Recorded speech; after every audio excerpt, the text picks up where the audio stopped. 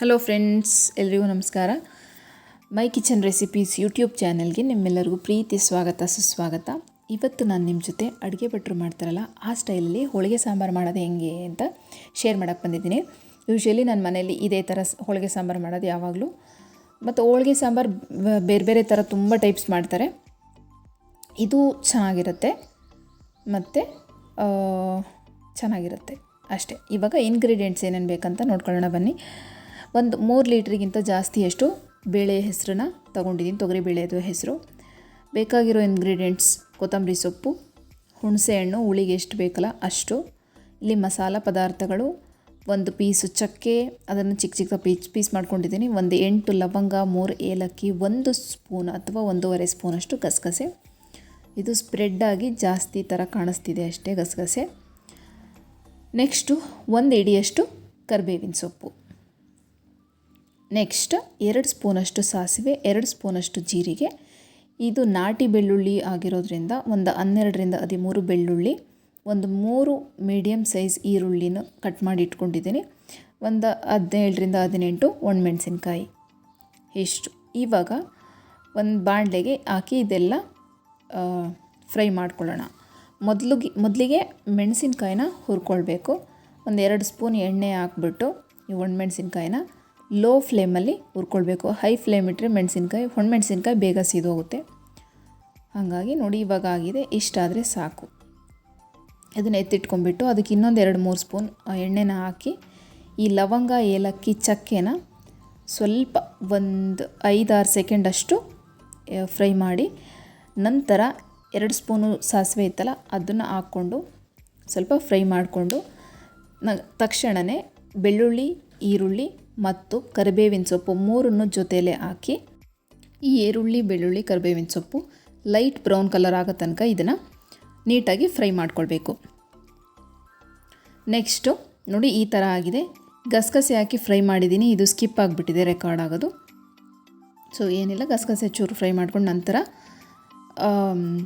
ಜೀರಿಗೆನ ಹಾಕ್ಕೊಂಬಿಟ್ಟು, ಜೀರಿಗೆನ ಮುಂಚೆನೇ ಹಾಕ್ಕೊಂಡು ಜಾಸ್ತಿ ಫ್ರೈ ಮಾಡಬಾರ್ದು, ಯಾಕೆ ಅಂದರೆ ಅದು ಫ್ಲೇವರ್ ಹೋಗುತ್ತೆ ಜಾಸ್ತಿ ಫ್ರೈ ಆದರೆ. ಹಾಗಾಗಿ ಲಾಸ್ಟಲ್ಲಿ ನಾನು 1.5 ಸ್ಪೂನಷ್ಟು ಈ ಧನಿಯಾ ಪೌಡ್ರನ್ನ ಹಾಕ್ಕೊಂಬಿಟ್ಟು, ಇದು ಚಿಕನ್ ಸಾಂಬಾರ್ಗೆ ಹಾಕ್ತೀವಲ್ಲ ಆ ಧನಿಯಾ ಪುಡಿ, ಇದನ್ನು ಹಾಕ್ಕೊಂಬಿಟ್ಟು ಇದನ್ನು ಚೂರು ಲೈಟಾಗಿ ಫ್ರೈ ಮಾಡ್ಕೊಬೇಕಷ್ಟೇ, ಒಂದು ಅರ್ಧ ನಿಮಿಷನೂ ಬೇಡ. ಹಾಗಾಗಿ ಇದು ಫ್ರೈ ಮಾಡ್ಕೊಂಬಿಟ್ಟು ಸ್ಟವ್ ಆಫ್ ಮಾಡಿ ಇದನ್ನು ಇನ್ನೊಂದು ಅದೇ ಪ್ಲೇಟಿಗೆ, ಮೆಣಸಿನ್ಕಾಯಿ ತೊಗೊಂಡಿದ್ದಿಲ್ಲ ಅದೇ ಪ್ಲೇಟಿಗೆ ಇದನ್ನೆಲ್ಲ ಹಾಕ್ಕೊತಿದ್ದೀನಿ. ನೆಕ್ಸ್ಟ್ ಇದು ಪೂರ್ತಿ ತಣ್ಣಗಾದ ನಂತರ ಒಂದು ಮಿಕ್ಸಿ ಜಾರ್ ತಗೊಂಡು ಈ ಮೆಣಸಿನ್ಕಾಯಿ ಮತ್ತು ಈ ಮಸಾಲ ಇದೆಲ್ಲನೂ ಹಾಕ್ಕೊಂಡು ಇದನ್ನು ನುಣ್ಣಗಾದಷ್ಟು, ಎಷ್ಟು ನುಣ್ಣಗಾಗುತ್ತೆ, ಎಷ್ಟು ನುಣ್ಣಗೆ ಸಾಧ್ಯ ಅಷ್ಟು ನುಣ್ಣಗೆ ಇದನ್ನು ರುಬ್ಕೊಳ್ಬೇಕು. ನಿಮಗೆ ಕರಿಗಡುಬು ವಿಡಿಯೋ ಬೇಕಂತಂದರೆ ನನ್ನ ಚಾನಲಲ್ಲಿದೆ, ಹೋಗಿ ಚೆಕ್ ಮಾಡಿ. ಆಮೇಲೆ ನೆಕ್ಸ್ಟ್ ಇದೆಲ್ಲ ಹಾಕ್ಕೊಂಬಿಟ್ಟು, ತೆಂಗಿನಕಾಯಿ ಭಾಳ ಹಾಕೋಂಗಿಲ್ಲ, ಸ್ವಲ್ಪ ಅಂದರೆ ಸ್ವಲ್ಪ ತೆಂಗಿನಕಾಯಿ ಹಾಕಬೇಕು. ನೆಕ್ಸ್ಟು ಈ ಹುಣಸೆ ಹಣ್ಣನ್ನು ತೊಳೆದು ಇಟ್ಟಿದ್ದೆ, ಸೊ ಅದನ್ನು ಹಾಕ್ಕೊಂಬಿಟ್ಟು, ಹುಣಸೆಹಣ್ಣು ನಿಮಗೆ ಹುಳಿಗೆ ಎಷ್ಟು ಬೇಕೋ ಅಷ್ಟು ಹಾಕ್ಕೊಳ್ಳಿ ಹುಣಸೆಹಣ್ಣು. ನೆಕ್ಸ್ಟು ಒಂದು 4 ಸ್ಪೂನಷ್ಟು ತೆಂಗಿನ ತುರಿ ಹಾಕ್ಕೊಂಡು ಅದ್ರ ಜೊತೆಗೆ ಸ್ವಲ್ಪ ಕೊತ್ತಂಬರಿ ಸೊಪ್ಪನ್ನು ಹಾಕ್ಕೊಂಡು ನುಣ್ಣಗೆ ರುಬ್ಕೊಳ್ಬೇಕು. ಸ್ವಲ್ಪ ನೀರು ಅಥವಾ ಹೆಸರು ಬೇಳೆದು ಹಾಕ್ಕೊಂಡು ರುಬ್ಕೊಳ್ಳಿ. ನೆಕ್ಸ್ಟ್ ಇವಾಗ ಒಗ್ಗರಣೆ ಹಾಕೋಕ್ಕೆ ಒಂದು ಪಾತ್ರೆ ಇಟ್ಕೊಂಡ್ಬಿಟ್ಟು ಎಣ್ಣೆ ಒಂದು 6ರಿಂದ 7 ಸ್ಪೂನಷ್ಟು ಎಣ್ಣೆನ ಹಾಕ್ಕೊಂಡು, 1 ಸ್ಪೂನ್ ಸಾಸಿವೆನ ಹಾಕ್ಕೊಂಡು, 1 ಬೆಳ್ಳುಳ್ಳಿನ ಜಜ್ಜಿ ಹಾಕ್ಕೊಳ್ಬೇಕು, ಇಲ್ಲಾಂದರೆ ಸಿಡಿಯುತ್ತೆ.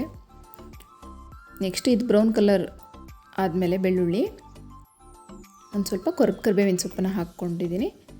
ನೆಕ್ಸ್ಟು 1-2 ಚಿಕ್ಕದು ಈರುಳ್ಳಿನ ಕಟ್ ಮಾಡಿಕೊಂಡು ಇದನ್ನು ಹಾಕ್ಕೊಂಡು, ಈರುಳ್ಳಿ ಫ್ರೈ ಆದ ನಂತರ ಮಸಾಲೆ ಏನು ರುಬ್ಬಿದ್ವಲ್ಲ ಅದನ್ನು ಸೇರಿಸ್ಬಿಟ್ಟು, ಇವಾಗ ನೋಡಿ ಮಸಾಲೆ ಎಲ್ಲ ಹಾಕೋಣ. ಈ ಈರುಳ್ಳಿ ಏನು ಬ್ರೌನ್ ಕಲರ್ ಆಗಬೇಕಂತ ಏನಿಲ್ಲ, ಇಷ್ಟು ಸ್ವಲ್ಪ ಬೆಂದರೆ ಸಾಕು ಈರುಳ್ಳಿ.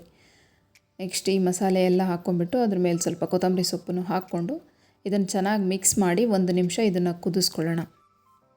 ಈಗ ಹೆಸರು ನಿಮ್ಗೆ ಎಷ್ಟು ಬೇಕು ಅಷ್ಟನ್ನು ಸೇರಿಸ್ತಾ ಹೋಗಿ, ಅದು ಕನ್ಸಿಸ್ಟೆನ್ಸಿ ಒಂದು ಸಾಂಬಾರು ಗೊತ್ತಾಗುತ್ತಲ್ಲ ಈಗ ಎಷ್ಟು ಗಟ್ಟಿಗಿರಬೇಕಂತ ಅಷ್ಟು ಹೆಸರನ್ನು ಸೇರಿಸ್ಕೊಳ್ಳಿ. ಕಡಿಮೆ ಹೆಸರಿದ್ರೆ ಅಷ್ಟು ಹೆಸರನ್ನು ಹಾಕ್ಕೊಳ್ಬೋದು ನೀವು. ನೆಕ್ಸ್ಟು ರುಚಿಗೆ ಎಷ್ಟು ಬೇಕಲ್ಲ ಅಷ್ಟು ಉಪ್ಪನ್ನು ಹಾಕ್ಕೊಂಡು ನಾನು 2 ಸ್ಪೂನ್ ಹಾಕಿದ್ದೀನಿ.